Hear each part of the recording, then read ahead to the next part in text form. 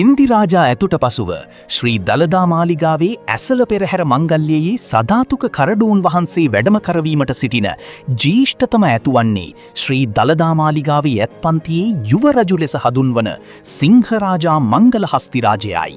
දෙව්පුර ඇතෙකි කුඹුදාසයකි දිගදල අටකි සංගැපකි වැව්පුකුණුදකි සංසිය ගැනකි එක පොකුණතකි දෙව්මලකි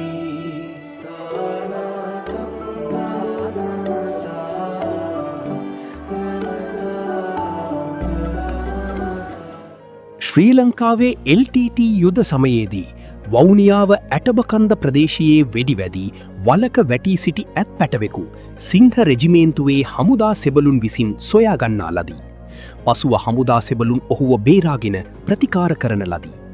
ඒ අනුව 1994 වර්ෂයේදී සිංහ රෙජිමේන්තුව විශේෂ සන්නස් පත්‍රයක් මගින් මෙම ඇත් පැටවා ශ්‍රී දළදා මාලිගාවට පූජා කරන ලදී. සිංහ රෙජිමේන්තුව මගින් පූජා කළ බැවින් ඇතුට සිංහ රාජා ලෙස නම් තබන ලදී. එතැන් සිට ශ්‍රී දළදා මාලිගාවේ ඇත්පන්තියේ හැදී වැඩෙන ඇතු ශ්‍රී දළදා මාලිගාවේ ඇසළ පෙරහැරේ සධාතුක කරඬුන් වහන්සේ වැඩම කරවන අතර ශ්‍රී ලංකාවේ විවිධ ප්‍රදේශවල පැවැත්වෙන පෙරහැරවලටද තම දායකත්වය ලබා දෙයි. සිංහරාජා ඇතු දෙසැම්බර් මාසයේදී තම වාර්ෂික මද සමය ගත කරනු ලබයි.